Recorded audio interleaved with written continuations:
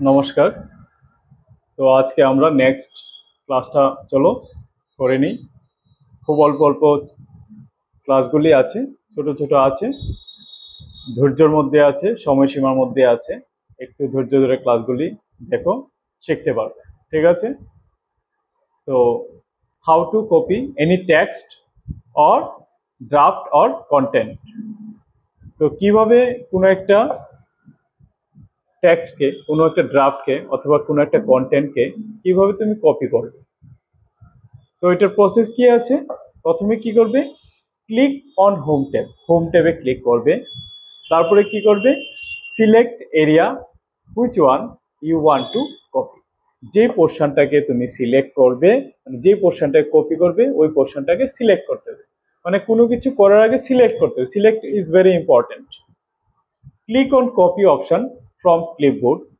মানে কি করবে? ক্লিপবোর্ডের যে অপশনটা আছে, যেটা হোম ট্যাবের আন্ডারে আছে, ওইটার মধ্যে কপি অপশনটা আছে। তো ওই অপশনটাকে তুমি কি করবে? ওই অপশনটাকে সিলেক্ট করবে। ঠিক আছে? তার আগে কি করতে হবে বলেছিলাম? সিলেক্ট করতে হবে, তারপরে কপিতে ক্লিক করতে হবে। ঠিক আছে? তো তারপরে যদি তুমি মনে করো যে এখানে ক্লিক করবে না, শর্টকাট কি ইউজ করবে কিবোর্ড থেকে, তাহলে Ctrl+C প্রেস করবে। ঠিক আছে? চলো আমরা প্র্যাকটিক্যালটা দেখে নিই। চলো আমরা দেখি।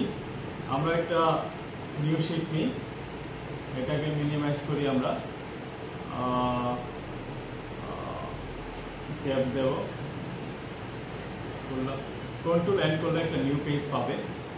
ঠিক আছে? কন্ট্রোল এন্ড করলে কি করবে? একটা নিউ পেজ পাবে।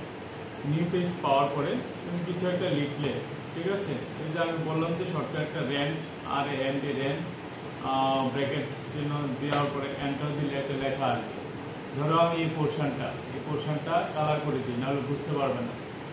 আমি এখান থেকে পোর্শনটাকে কালার করলাম, ধরো এই কালারটা করে দিয়েছি। ঠিক আছে? এই পোর্শনটা আমি কপি করব। তো এটা কি করলাম? এইভাবে আমি কপি করলাম। কিভাবে? এই যে এখানে দেখো, যখন সিলেক্ট করব না, তখন কপি অপশন, দেখো এখানে সিলেক্ট নেই, কপি অপশনটা কি আছে? ইনভিজিবল আছে। যখনই কোনো সিলেক্ট করবে পোর্শনকে, তখনই ইনভিজিবলটা ভিজিবল হয়ে, দেখো কপি অপশনটা আছে। দেখো এটাতে শর্টকাট কি আছে? Ctrl+C। তুমি কিবোর্ড থেকে Ctrl+C তো প্রেস করতে পারো, অথবা কি করতে পারো, এখানে কপিতে ক্লিক করতে পারো। ঠিক আছে? এইভাবে কপি করা যায়। ঠিক আছে? চলো নেক্সট ক্লাসে আমরা আসছি তাড়াতাড়ি।